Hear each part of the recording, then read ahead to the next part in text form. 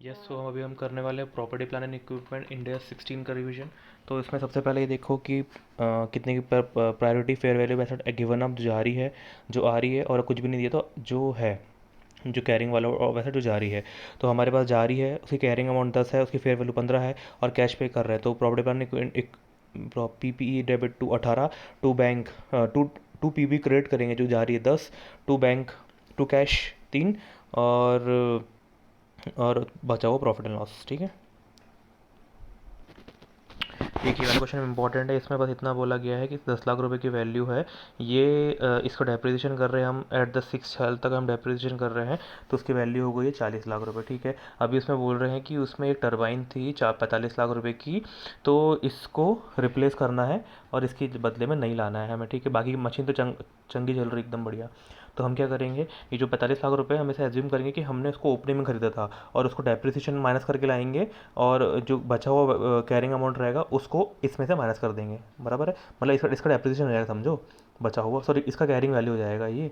ठीक है, तो क्या करेंगे, देखो 45 लाख को डिवाइड करेंगे तो ये ओपनिंग चले जाएगा, जीरो ईयर में आ जाएगा और जीरो ईयर में आने के बाद मतलब इसकी ओपनिंग वैल्यू होगी, समझो ये है ना। इसमें से डेप्रिसिएशन कितना हो जाएगा, 335,769 का 10% और 6 साल के लिए, तो इतना इसकी कैरिंग वैल्यू हो जाएगी। तो इसकी कैरिंग वैल्यू इतनी समझो हम माइनस कर देंगे इसमें, तो बचा हुआ हमारा क्या आ जाएगा, बचा हुआ वैल्यू आ जाएगी। ठीक है, 71,56,195। तो यहाँ पर हमें ये एज्यूम करना है कि ये जो प्रॉपर्टी, ये जो है याली मशीन टर्बाइन है, ये हमने ओपनिंग में खरीदी, तो ओपनिंग का कह रहे हैं, ये हमारी वैल्यू आ गई। इसका डेप्रिसिएशन लगा 10% के हिसाब से, तो ये आ गया। यस सर, इसमें बताना है हमें कि पीपी में क्या क्या चीज़ इंक्लूड होगा। तो ये 1 लाख रुपए का ये मटेरियल कॉस्ट जो स्पॉइल्ड हो गया था उसे नहीं लेंगे। 1.5 लाख रुपए का जो फॉल्टेड डिज़ाइन हो गया था वो नहीं लेंगे। तो इसमें से इतना रुपये, 2.5 लाख रुपये माइनस कर देंगे तो 5.5 लाख रुपये बचेगा।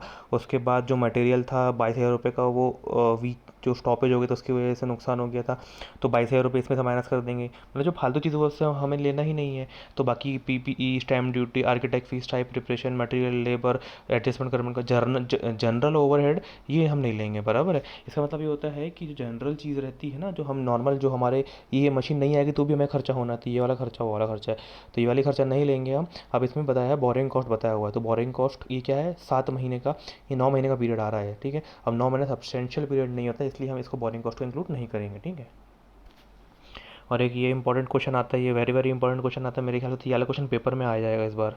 तो इसमें क्या बोलते हैं कि देखो 10 मिलियन का ये इसकी प्रॉपर्टी ये है, ये लैंड है। ठीक है, वेरी इंपॉर्टेंट पॉइंट, ये लैंड है, लैंड में डेप्रिसिएशन नहीं लगता है। ठीक है, पहली बात। ठीक है, इसमें लीगल फीस आती है, तो वेरी गुड, लीगल फीस को तो हम इंक्लूड करते हैं। कंस्ट्रक्शन स्टार्ट हो रहा है 1 मई को और कंप्लीट हो रहा है, ये लिखा 30 नवंबर को, तो इसका मतलब कितने महीने का पीरियड हो गया, 7 महीने का पीरियड हो गया। ठीक है, उसके बाद क्या बोल रहा है कि ये इसको ये ऐड करेंगे, ये ऐड करेंगे, परचेस ऑफ मटेरियल को, मटेरियल भी हम ऐड करते हैं, एम्प्लॉयमेंट कॉस्ट 7 महीने की ऐड कर देंगे, ओवरहेड कॉस्ट ये भी हम ऐड कर देंगे।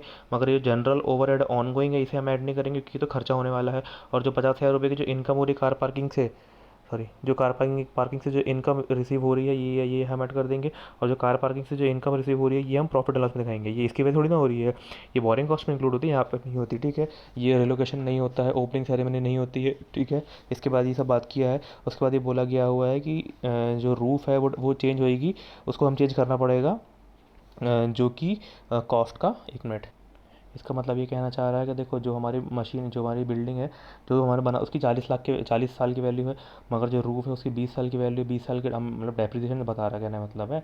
और इसका हिसाब करने के लिए बताते हैं कि जो 100% है, 100% में 70% ले लो उसका, और 30% क्या है, रूफ़ का ले लेना। ठीक है, और 40 ईयर का पीरियड है। ठीक है, डिमोलिशन का भी हम ऐड करेंगे, 20 × 0.046 दिया हुआ है। ठीक है, ऐड कर देंगे।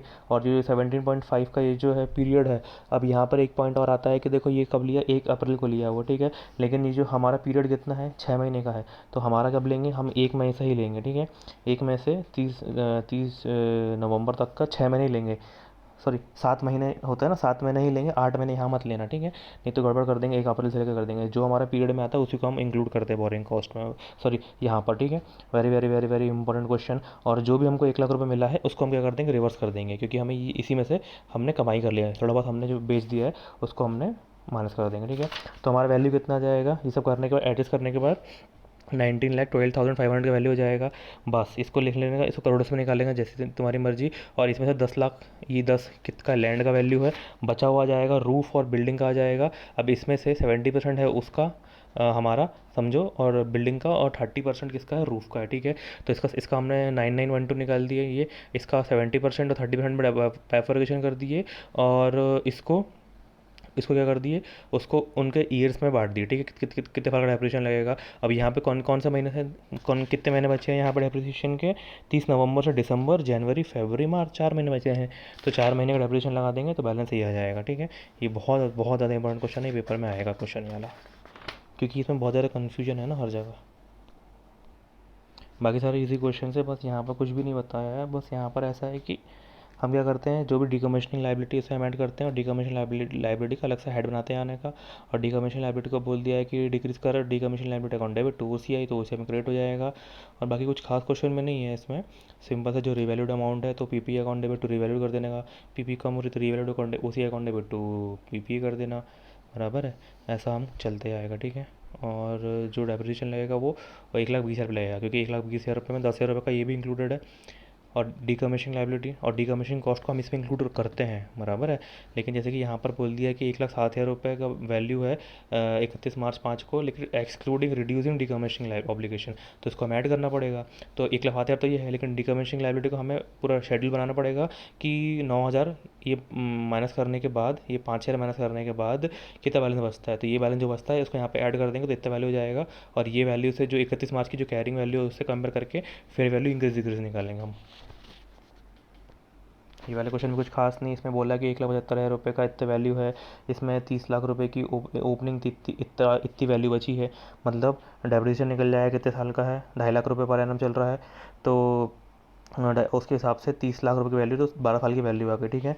उस हिसाब से हम यहाँ पे क्या कर लेंगे, उसकी वैल्यू निकाल लेंगे, ठीक है। कुछ खास क्वेश्चन नहीं है, आराम से हो जाएगा।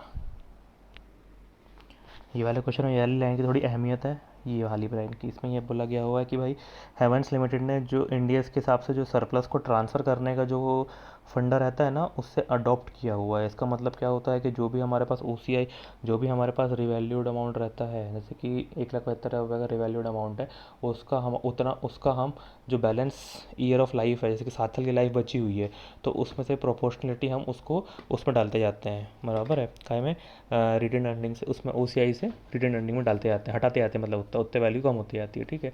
अब जैसे कि 1,00,000 रुपये थी, ठीक है। अब 1,00,000 रुपये में से हमने 2 बार उसको वहाँ से हटा दिए, तो कितना हो गया, सॉरी, 1,00,000 रुपये की वैल्यू थी, 25,000 रुपये के हिसाब से हमने 2 बार हटा दिए, कितना बचा, 50,000 का वैल्यू बचा। लेकिन अब मान लो कि हमें लॉस हो गया रिवैल्यूएशन में, 75,000 रुपये का लॉस हो गया, बैलेंस बचा 50,000 रुपये का, तो 50,000 रुपये तो ओसीआई से जाएगा और 25,000 रुपये प्रॉफिट एंड लॉस से आएगा।